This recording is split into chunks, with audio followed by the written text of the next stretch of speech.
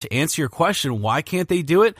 I watched that game in amazement. I didn't know much about the Baltimore Ravens all year because it's like, well, we're really following a 7-8 team, what felt like a 7-8 team, an 8-8 team, a 9-7 team, and you're kind of juggling that back and forth in your mind thinking, well, they're going to do all this work and finish second like they have the past few years. That defense did not look like a team that was 9-6. That defense looked every bit as good as when the Rams are playing well, every bit as good as when Dallas played well against the Saints a couple weeks ago. They really shut down a guy in Rivers, it was 181 yards, I think, with 2 interceptions. And we're talking about a guy in Rivers who was having one of the best seasons of his career. Receivers we talked about a few weeks ago even that were just breaking out and thinking this team's going to be scary offensively come playoff time. Then they go up against the Ravens and they just can't get anything done. I mean, that Ravens defense was unbelievable. Here's my concern. I don't think it's going to be enough come playoff time to have Lamar Jackson going 12 of 22 for 204 yards.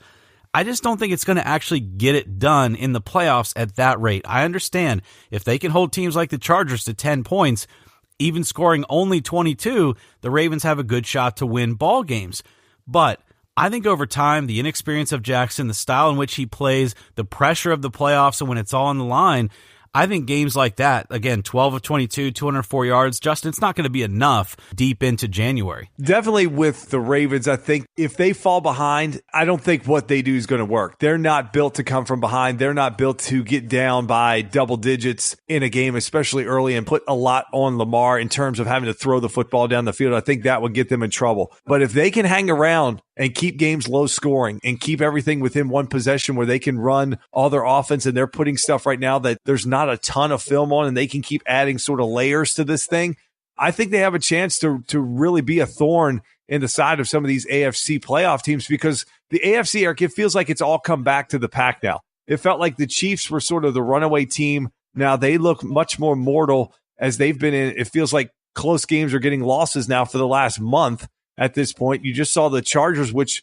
we just talked about a week ago, were they the best team? They go out and lay an egg. And then if things work out the way that we think, it could be the Chargers traveling to Baltimore to play the Ravens. And you've got to think the Ravens would have a tremendous amount of confidence. And now you have the Chargers are going to be flying West Coast to East Coast. It's cold here in the East.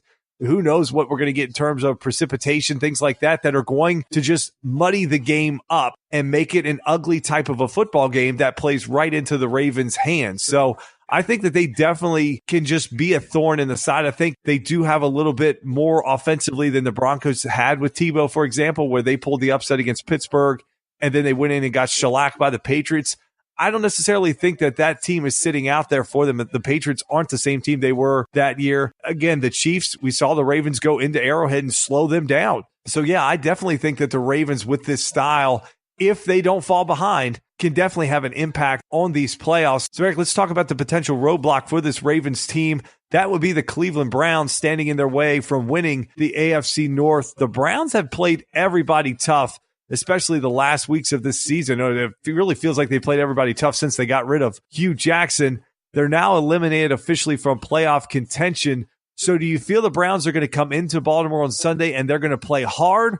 Or are they one of those teams that sort of won their quote-unquote Super Bowl when they finished off the sweep of Hugh Jackson and the Cincinnati Bengals this past Sunday in Week 16? My answer might surprise you on this one. I think it was great that they did what they did against Cincinnati and Hugh Jackson, but I don't think for them that was their Super Bowl, because now they have an opportunity to take down a top team and finish with a winning record.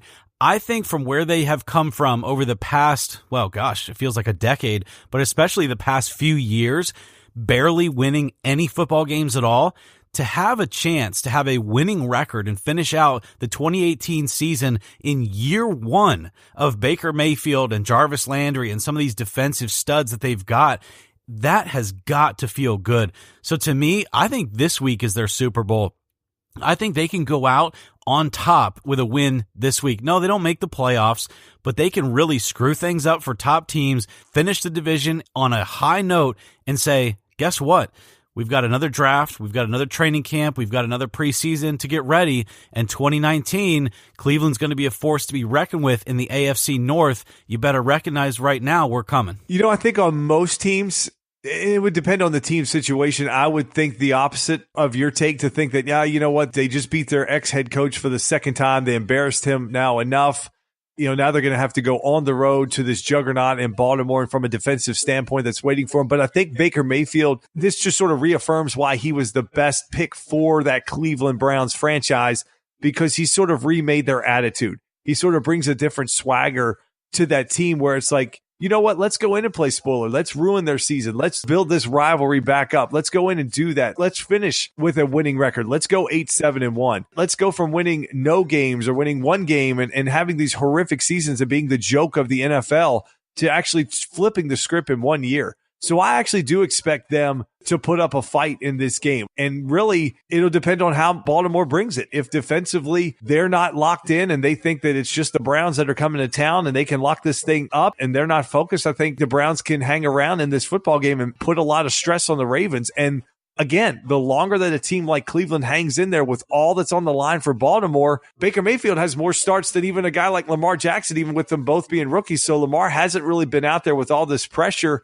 And once again, I feel like if Cleveland comes out and could get an early score, get a turnover or something, and get this game up to 10-0, 14-0, it's really going to take a heroic effort by Lamar Jackson. It's going to take something we haven't seen from him so far to bring them back at that point. So I tend to agree with you. And let's not forget, the Browns defense is really good. And I think you're alluding to this. Let's just call it what it is. Baker Mayfield's a better quarterback at this point than Lamar Jackson. So the Browns have every chance to win this game. Whether they're motivated or not, I guess we'll find out. But the Browns have a good defense, and with Lamar Jackson and the offense in Baltimore that we've just talked about, what if Baltimore has trouble scoring points against this Cleveland team? And then, yeah, it looks like the Ravens defense will give the Browns trouble. But if Baker can squeak a few out, have that score 14-0, 14-10 going into the late in the game, because I do think it's going to be a low-scoring kind of a slobber knocker type of a game. But then there's one more motivation, and that's this.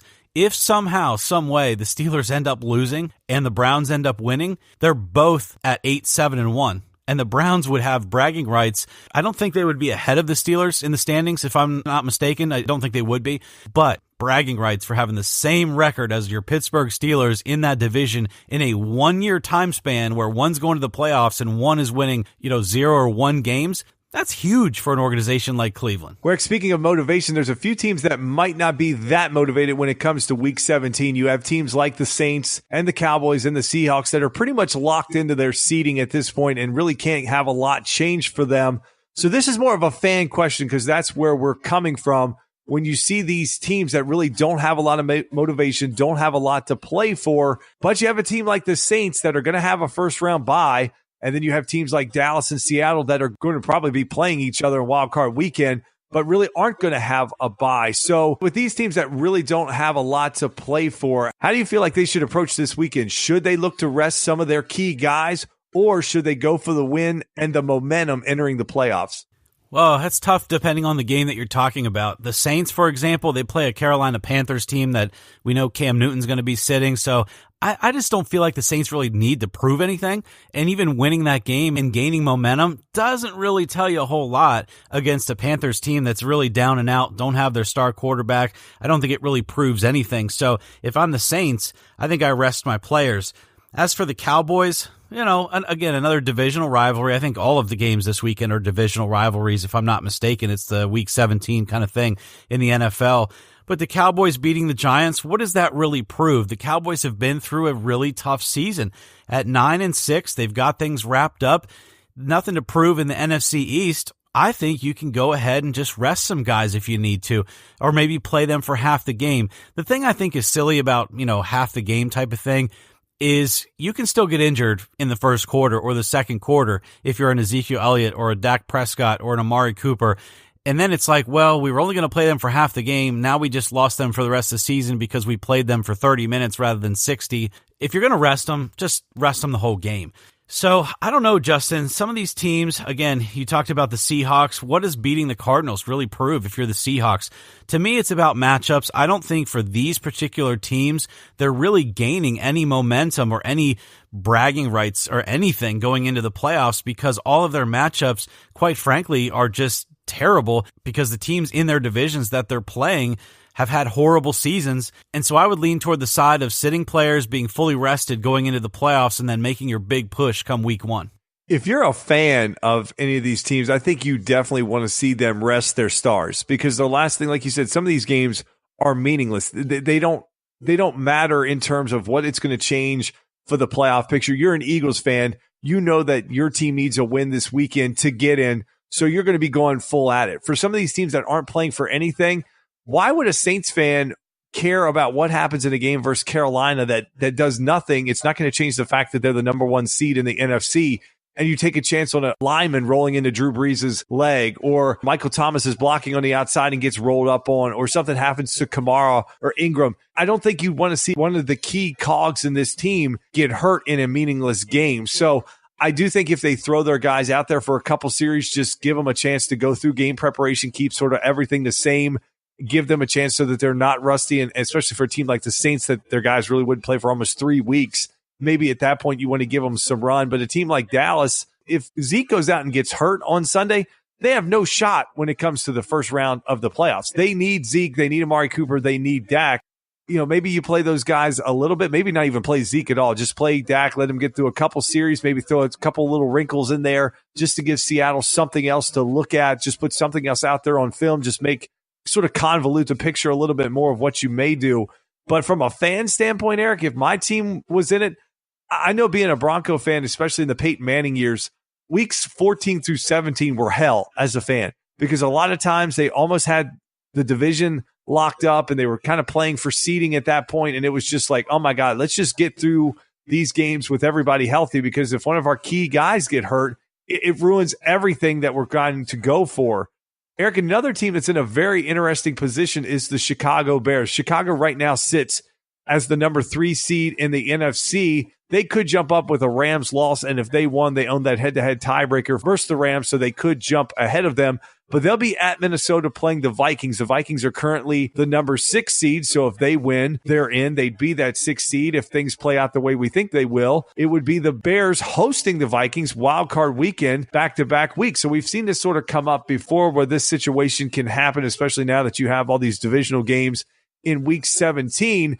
So if you're the Chicago Bears, what do you think their mindset should be going into this game? Do they go all out to win and try to eliminate Minnesota, or should they try to save something for next week and sort of that same mentality, keep all their key guys healthy? You've definitely identified the toughest matchup of the week, and that's those Chicago Bears. If I'm a fan and I have tickets to Week 17 and we're playing the Vikings, you better believe I want to sit there and I want to see, of course it's in Minnesota, but if I have tickets to that game, I want to see my Bears beat the Vikings and go 12-4 on the season.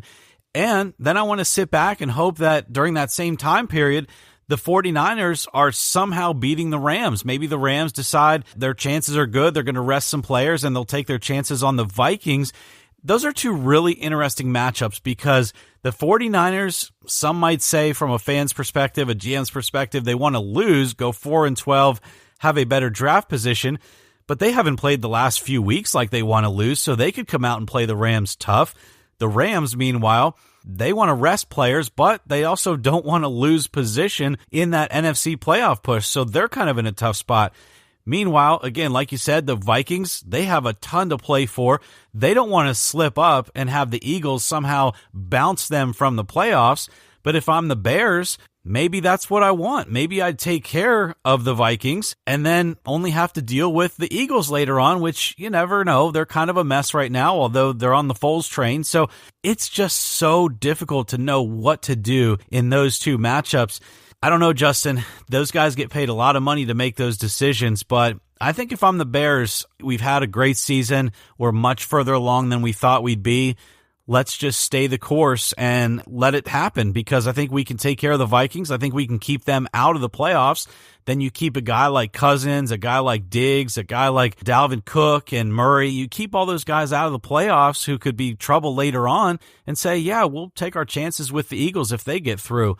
I don't know. If I'm the Bears, I think I play hard. Yeah, the NFL really does get this right when they sort of shuffle the deck around and they put all the games that have implications at the same time slot. So it's not the olden days where it's like, well, so-and-so is playing at 1 o'clock. Oh, they won. We know we can't win this seed, so we're going to rest guys. So at least now they try to make things as competitive as possible. And the Bears are just in a tough spot, to be honest, because I think the Vikings are going to give them